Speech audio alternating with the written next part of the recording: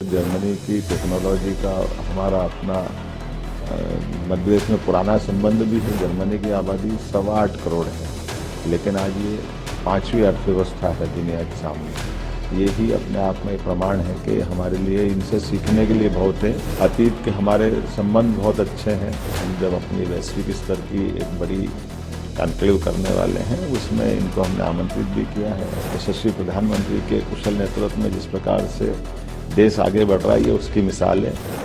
जब यहाँ इस स्थान पर जर्मनी के हमारे बावरिया स्टेट के मंत्री और खासकर स्टेट चांसलरी प्रमुख डॉक्टर हरमन से मुलाकात हुई और उनसे विस्तार से बात हुई, जिसमें उन्होंने कहा कि मध्य प्रदेश और जर्मन, खास करके अपने देश से और जर्मन के बीच अतीत का रिश्ता भी बहुत मजबूत रहा है। और उससे बड़ी बात कि हमारे यहाँ अब आबादी के रेशों में इस बात की आवश्यकता है कि आप हमारे यहाँ प्रशिक्षित लोगों को भेज सकते हैं और हम अपनी टेक्नोलॉजी आपको दे सकते हैं। तो दोनों राज्य, दोनों देश मिलकर के इस तरह से विकास के नए दरवाजे खोलते हैं।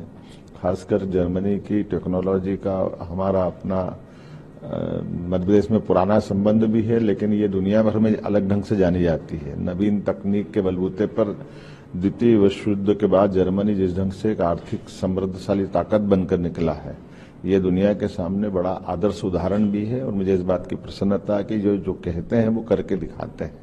और कम आबादी के बाद भी, मोटे तौर पर जर्मनी की आबादी 8.25 करोड़ है, लेकिन आज ये 5वीं अर्थव्यवस्था है दुनिया के सामने। यही अपने आप में प्रमाण है कि हमारे लिए इनसे सीखने के लिए बहुत है। अतीत के हमारे संबंध बहुत अच्छे हैं। मैक्स मुलर ने सबसे पहले वेदों का अनुवाद अगर किसी दुनिया के अन्य देशों के सामने किया है, तो हमारे वेदों का संस्कृत भाषा से अनुवाद करके जर्मनी के माध्यम से इनने दुनिया के सामने हमारे प्राचीन ज्ञान को एक बार प्रकट किया था। और अब वो नहीं, ऐसे कई उदाहरण हैं। और अतीत में हमारे इस संबंधों को, इनकी टेक्नोलॉजी को, इनकी अच्छाई को सीखते हुए दोनों देशों के अंदर, खासकर मध्य प्रदेश और बावरिया स्टेट आगे बढ़े, ये हमने संकल्प किया है। हमारे अपने सभी, खास करके इंजीनियरिंग कॉलेज है, पॉलिटेक्निक है, डिप्लोमा वाले ITI है, ऐसे प्रशिक्षित वर्कर्स है, हेल्थ वर्कर्स है, और इनके यहाँ की टेक्नोलॉजी से हमारे इंडस्ट्रियलिस्ट लाभ लें, वो अपने काम करें। खासकर ऑटोमोटिव सेक्टर में इनकी जो गाड़ियां हैं बहुत अच्छी उन्नत प्रकार की रहती आई है। ये चुनौतियां भी हैं, उस चुनौतियों में हम और ये साझा एक दूसरे की मदद करते हुए वर्तमान के समय में एक दूसरे के साथ से आगे बढ़े। मैं उम्मीद करता हूं कि हमारे दौरों के बावजूद हम जब अपनी वैश्विक स्तर की एक बड़ी कॉन्क्लेव करने वाले हैं, उसमें इनको हमने आमंत्रित भी किया है। और ये हम अलग अलग प्रकार से लोगों से मिलते हुए, इंडस्ट्रियलिस्ट से भी बात करेंगे, कंपनियों से भी बात करेंगे। एक अच्छी बात उन्हें कही कि हमारी आधिकारिक स्तर की जो कठिनाइयां आती है एक दूसरे के राज्य के अंदर लोगों को भेजने में, टेक्नोलॉजी देने में, तो ब्यूरोक्रेट्स लेवल पे आने वाली कठिनाइयों को वो भी कम करेंगे और हम भी कम करेंगे, और अधिकतम सुगमता के साथ व्यापार व्यवसाय को मदद मिले, इस दिशा में आगे बढ़ना है। मैं उम्मीद के साथ कह सकता हूं कि हमारी ये मीटिंग हमारी उम्मीद से ज्यादा अच्छी रही है।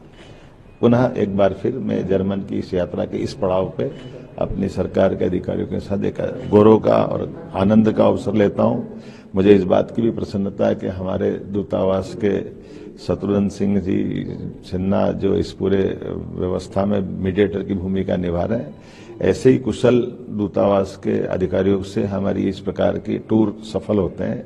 यशस्वी प्रधानमंत्री के कुशल नेतृत्व में जिस प्रकार से देश आगे बढ़ रहा है, ये उसकी मिसाल है।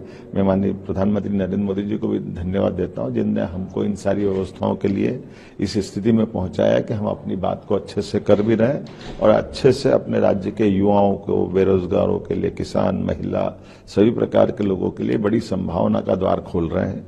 कुल मिलाकर के समय तो आएगा जाएगा, लेकिन समय पे सही निर्णय कर ले, यही सरकार की ताकत होती है। और सरकार की इच्छा शक्ति से सभी के लिए समान अवसर उपलब्ध होते हैं। मेरी अपनी ओर से सबको बधाई। देखिए, अभी आज हमने सबसे पहले यहाँ सरकार के मुखिया के साथ मिलने का मौका लिया है, उनसे अपनी बात, अपनी भावनाओं से अवगत कराया, और वो भी इस बात से सहमत है।